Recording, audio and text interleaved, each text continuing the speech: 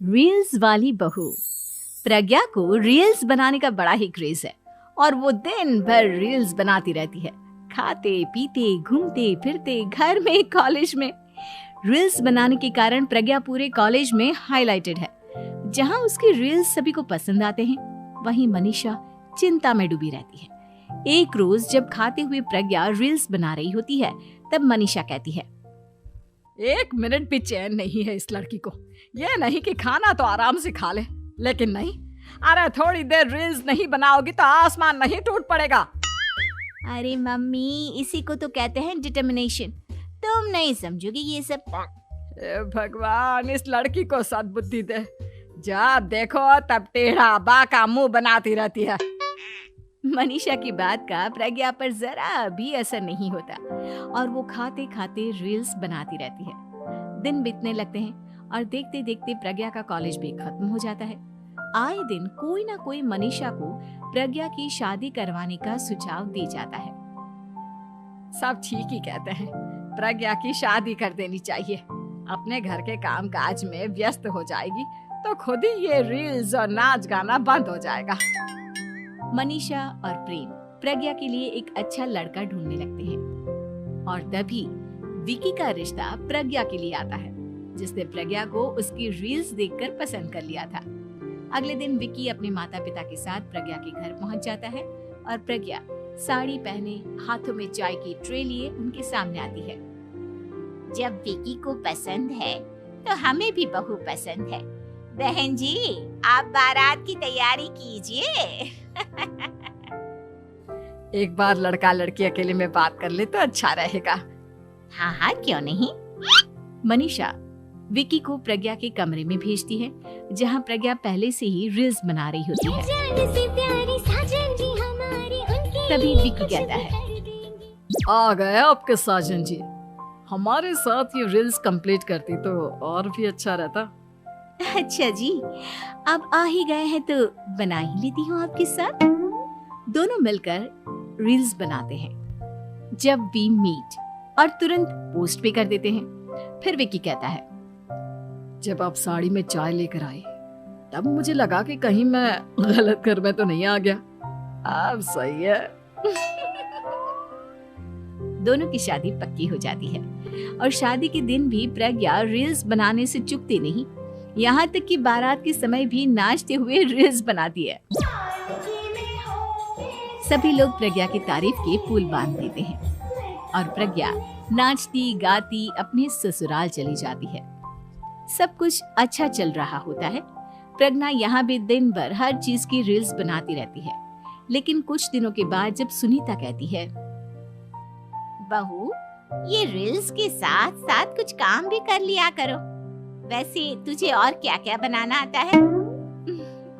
Mummy जी, वैसे तो सब कहते हैं कि मैं सब कुछ अच्छा बनाती हूँ, लेकिन मुझे लगता है कि मैं मैगी अच्छा बना लेती हूँ।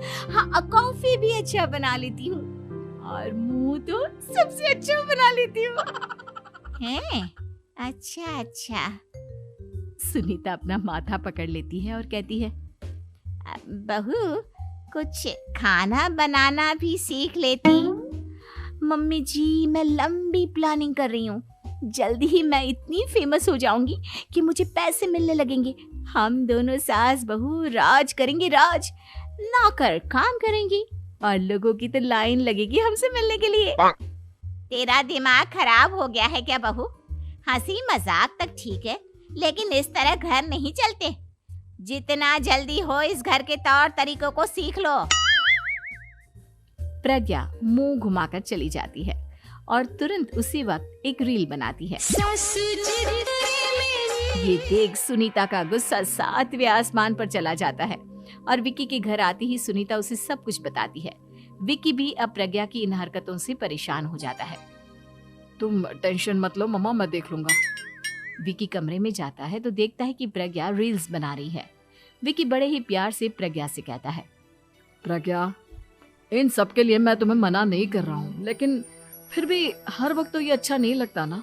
समझने की कोशिश करो, मुझे भी तुम्हारा थोड़ा वक्त चाहिए। मैं जब ऑफिस से आता हूँ तो मुझे समय देने की जगह इसी में लगी रहती है। तुम ज्यादा ही सोच रहे हो। तुम भी मेरे साथ रील्स बनाओ ना, तुम्हें भी बहुत अच्छा लगेगा। तुम्हें इज्जत से कोई बात समझ में नहीं आती क्या? दिमाग खराब हो गया है तुम्हारा इस चकाचौंध से। अगर तुमने अपना रवैया नहीं बदला तो मैं तुमसे दूर चला जाऊंगा। तुम ही रिश्ता लेकर आए थे, मुझे लड़कों की कमी नहीं थी और ना आज है। विकी दरवाजा पटककर चला जाता है। धीरे धीरे विकी प्रज्ञा से दूर होता जाता है। एक रोज मनीषा प्रज्ञा के ससुराल उससे मिलने जाती है। तब सुनीता उससे कहती है, बहन जी, अब आई हैं तो कुछ दिन यहाँ रहकर जाइएगा, आप ही का घर है। हाँ मम्मी, बहुत दिन हो गए तुम्हारे साथ एक भी रील नहीं बनाई मैंने। प्रज्ञा तुरंत अपने फोन में रील्स ऑन कर लेती है। ये सब मुझसे नहीं होता। तेरा ये भूत अभी तक नहीं उतरा क्या? बहन जी, आप कुछ कहती नहीं क्या इसे? जब आप ही कुछ नहीं कर पाई तो मैं कर ही क्या सकती हूँ। सास तो वैसी ही बदनाम है। शाम को घर की लाइट चली जाती है और मनीषा प्रज्ञा से कहती है, मेरे घुटनों में बहुत दर्द हो रहा है, तू लाइट का कुछ इंतजाम करना बेटा। अच्छा, कैंडल जला देती हूँ मम्मा। प्रज्ञा गाते हुए कैंडल जलाती है और खिड़की के पर्दे के पास रख देती है। मनीषा, जिसे बहुत दर्द हो रहा है, वो सो जाती है और प्रज्ञा हमेशा की तरह अपने रील्स में लग जाती है। उधर कैंडल की वजह से पर्दा आग पकड़ लेता है और मनीषा के कमरे में आग लग जाती है। बचाओ, कोई है, बचाओ। सभी भागते हैं और विकी कमरे की आग बुझाने में लग जाता है, लेकिन तब तक मनीषा आधी जल चुकी थी। मनीषा की हालत देख प्रज्ञा रोने लगती है। विकी मनीषा को तुरंत हॉस्पिटल ले जाता है और उसे एडमिट कराता है। विकी प्रज्ञा से कहता है, देख लिया ना, तुम्हारे इस नाच गाने की वजह से आज तुम्हारी माँ की जान जाते जाते रह गई। अब पता नहीं तुम और क्या चाहती हो। उधर डॉक्टर कहते हैं, इनकी हालत बहुत नाजुक है, आधे से ज्यादा जल चुकी है। प्रज्ञा रोती हुई मंदिर में जाती है और भगवान के आगे जाकर कहती है, भगवान, मेरी माँ को ठीक कर दो। मैं कसम खाती हूँ, हाथ से ये रील्स बनाना छोड़ दूंगी। बस मुझे मेरी माँ वापस मिल जाए। 2 दिन बीत जाते हैं और मनीषा खतरे से बाहर आ जाती है। पेशेंट अब ठीक है, आप लोग उनसे मिल सकते हो।